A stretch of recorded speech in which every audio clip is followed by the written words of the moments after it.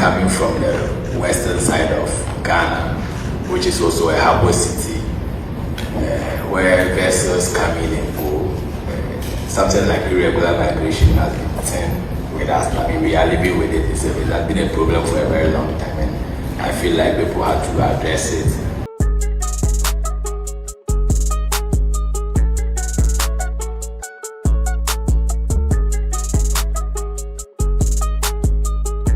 Moving on to our next story on the Clickbacks, Kofi Kinaata addresses UN on migration and his role as IOM Goodwill Ambassador. So it's beautiful to see our artists, you know, when I say our artists, he is our Bob Marley. You know, going, stop mixing relationship with serious business here, please. Yes. You want to talk about love. We want to talk about career. If you don't love him, how can you talk about his career? Please. So in Kinaata's address, he reflected on his journey as the Goodwill Ambassador for the International Organization for Migration, IOM Ghana, a role he has passionately embraced since 2017. And he shared what motivated him to accept the ambassadorial position, highlighting the significant influence of IOMs. What inspired you to become a Goodwill Ambassador for IOM Ghana? Yeah, I think I could relate to whatever they were telling me. I mean, coming from the western side of Ghana, which is also a harbor city, where vessels come in and go. Something like irregular migration has been seen with us. I mean, we are living with it. It has been a problem for a very long time, and I feel like people have to address it. When you look at my career path, I talk about stuff that people, I mean, that will make impact in life. So I have a song about illegal fishing. I have a song about security. I have a song about a whole lot of stuff like that. So when the International Organization for Migration contacted me and my team, the question was, will I be an ambassador for migration? And at first I didn't understand, but in their quest to, I mean, explain things further to me, one of them mentioned IOM, and it rang a bell because IOM has been a name on the streets. I mean, there has never been a story without IOM, especially from the returnees or the migrants. They would always say, it would end in, oh, then the IOM came to my aid. And the IOM reintegrated us into the community. So I knew of IOM, it's a word on the street. So the International Organization for Migration was something that was baffling because I didn't know it was the same as IOM. Yes. So when I learned it was IOM, I just jumped on. I knew it was an opportunity for me to champion my cause. I mean, that had been a problem in the community. So it was a big platform for me to express myself, to make sure everything is in the right order. And especially, it came at a time where people in my region, the Takoradi Western region, were embarking on such dangerous journeys. So it came at the right point. They were going through the Sahara to Libya, I mean, hoping of crossing to Europe for greener pastures and other things. So when I came, I mean, I had the zeal, but I didn't know what to do with it. They showed me my path, what I have to do, what I'm not to do. So, I mean, we've done a lot of collaborations with IOM. My first trip was in Grand Harbour region. That was where I met most of the returnees. I mean, that was where I had my first-hand information. Like most of the returnees, we spoke to them, we advocate about safe migration and, I mean, what will happen when you use the irregular ways and things like that. But from there, I learned a lot. I realized I didn't know much as I thought I knew. So it inspired a song, and the title of the song was No Place Like Home. And that song was released in 2018. Yeah. Thank you for that. So what impact do you think? You know, I knew I would be one of. Go ahead. Yeah. Go ahead. You keep going. Yeah. When I heard their stories, and I realized how lucky I have been. I knew I would easily be one of them since irregular migration was the norm in the area I was. So I was very glad, and I was very I felt special for pursuing my musical career, and now me being an inspiration to people. And I was very grateful to IOM for championing that cause. And we are very grateful to you for taking up that cause and for sharing that experience. Thank you. Thank you very much. So what impact do you think your music and your involvement in IOM projects have made in lives of Ghanaian youth? And do you have a sense of the impact of this affiliation? Yes. I joined in all the International Migrants Day. I joined in the celebration. I have a program called Made in Italy. It was solely a concert, like a musical concert, but the IOM came in and we had to add a seminar which is mainly targeted at the youth. We talk about irregular migrations, the implications and what can go wrong and other things. I can remember one time we showed them a video relating to migration, and it sparked a lot of interesting conversation between the youth.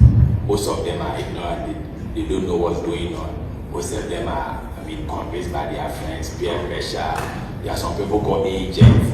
They will come and tell you a whole lot of nice stories, but you go there and they wouldn't be like that. Mostly the program happens in December around International Migrant Day. So the seminar comes first. IOM will provide personnel who come and talk about irregular migration. People mostly from the immigration office, resource people, showing them the opportunities around them and how they could take advantage of certain things. During the peak of this COVID-19, we still found a way to do it, which we stream it live on Facebook, and we had like 600,000 people. Yeah, we do questions and answers. There's this thing called Talk Migration. We go on radio stations with IOM and resource people, they educate people, they talk about people about irregular migrations. And from the people who call and ask questions and things like that, you will know from their point of view. They don't even know what is going on. They are being lied to. They look at pictures on social media and certain things, and they are back on those journeys. So I'm very proud we did this, and people call me, people inbox me on my social media telling me how lucky they are to listen to our advocacies, because they were on their way to Libya. Yeah. It's something that we and IOM worry about all the time, the misinformation that is spread by smugglers who are taking advantage of people's hopes and dreams and their vulnerabilities, and they often sell a package that's not really a package of a better life. And too many people, as we heard this morning, die en route or suffer other forms of exploitation. Most recently, we met people from Libya who were like detainees. So IOM and partners with people in the government, we were supposed to go and meet people who were returning from Libya. They were like 150. And it was very sad. Returning was very sad. People had a lot of stories, and some of the stories were overwhelming. I was even sad, but when they saw me, they were happy. Yeah, I was sad for them, but when they saw me, a lot of them were happy, and they were shouting, they were, So I had to encourage them that all hope is not lost. As they are back in Ghana, they can explore other opportunities and maybe get back and travel safe next time. When they are okay, they can travel safely. That's a great message for the discussion that we're having here today about regular pathways. I have one last question for you, if you don't mind.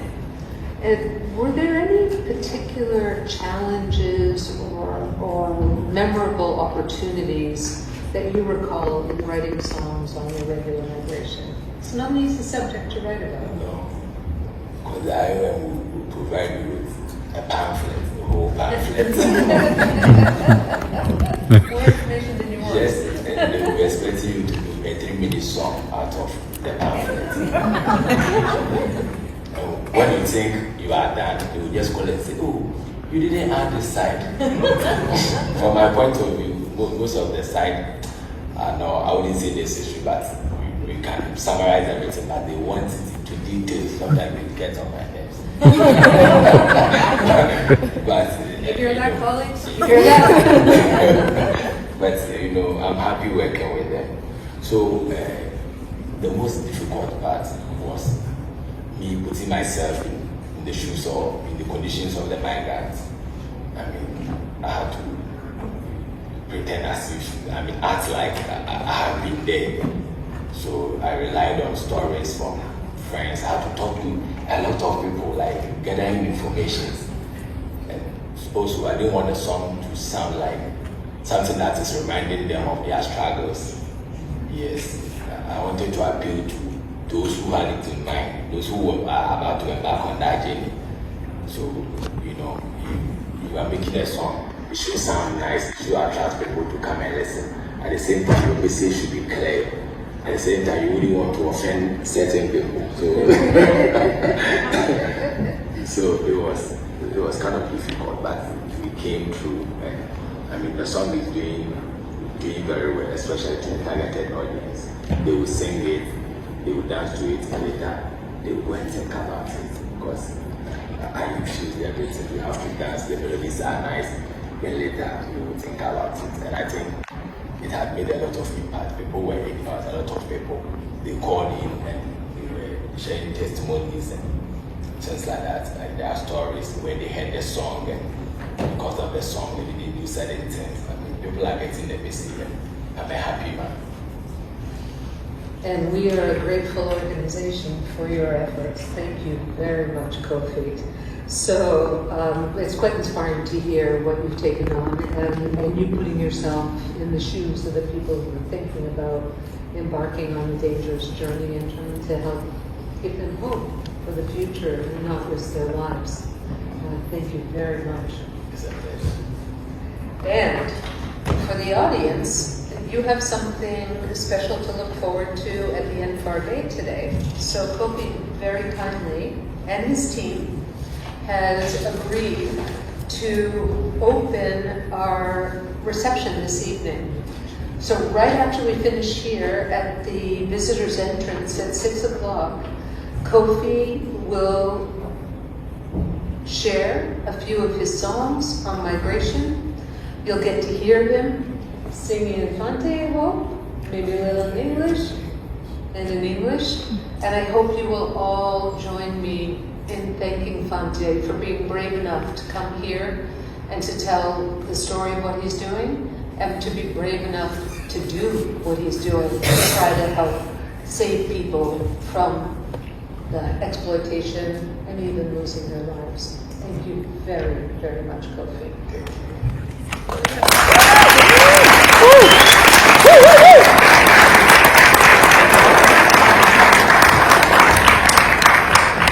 Now, let's look at Kinaata's influence on this one, even looking at her song. Yeah, I think Kinaata has carved a certain niche for himself. If you look at his, his line of music, he has done this thing for himself. And so I am not surprised where he is going, you understand? And he has a couple of songs that support Speaks about it. Yes, support safe migration. You understand? If you must migrate, you must migrate safely. Yes, I mean, so for me, yes, woman and a dobeko. So I am not surprised. Good for him, and this is a good brand. And he also makes mention of the fact that because of where he's coming from, and he uses himself as an example. And so when this rule came, ambassadorial deal came, I mean, he didn't have to think twice. He had to jump onto it. And so for me, it's a good thing. And see him moving on that tangent, on that higher height, going to that higher height. I think this is great for Kofi Kinaata. Okay. Do you know that he said he could have easily fallen a victim of to stowaway, Yeah. for Because I think this is something at a point it was really like a deal. Yeah. Story. But we do yes we because share ship ni barons need dre. So tamaport corner. Okay, so you know the me obviously slow way. Stowaway, you know. I mean, when you find yourself in a country like Ghana, there, you wouldn't think twice doing that, especially when you are in a country where you are suffering as a young boy. Now, in this couple girls won't feel nada, no. I obey. Gentleman's life matter. Yeah. So you would want to find yourself in a country where you think you might find things much more easier, you know, and all that. But but I think it's on the low now. On the low, but it's still going on. Education and all that. Oh, okay. But I don't one be name out worry. So there the mad in the moment I don't who shim na say what you are the kind of punishment what do the film na know it's not easy. So him getting this kind of deal no is a very great one. It actually adds, you know, some kind of weight to his brand. You know, my beautiful, my handsome boyfriend. Nice. Hey, now I'm nice turn madam. Hey, if I'm a Kofi Kinaata, don't do that. I'm talking about my boyfriend. Look at what you're doing. Can you imagine? Yeah, But I chance can add a certain way to Ankasane brand, you know. And for new music, the intimate can be I believe them for what choose Kofi Kinaata in 2017 year consultation because Ghana had a baby like Nkofo what to kwan rough normally west side or your west side. And say per icon at that time Takwa idea wana Kofi. Inti adena ba and I think just say March no was February na we're in new no contract. Na Amaki Abebrese on so be the first female goodwill ambassador for IOM. I think now what can baby like sister we unje just that they be on sudu na sister one far and so for desert connection man assemble connection man still what for one do inte akona wa babo still what do baba inte se pede kwa kro no dinu ma ayeden chance dot na dey on chance oboko boko or kwanyem ebia I'm not sometimes but I don't know obi apedoko but erokwa ye ho ekwana wa dey fa do obe den dey be bra na diske bia ma connection man o wa de papa na odoko ebia one man time na wabo aba uskani na say the starting business been poor there into say kwa on your wrong but for the right person na ko ebia anhwe yempa na ewu okwa no do on shedam so woman hwe okwa na ebe father ye de botutu kwa nice one.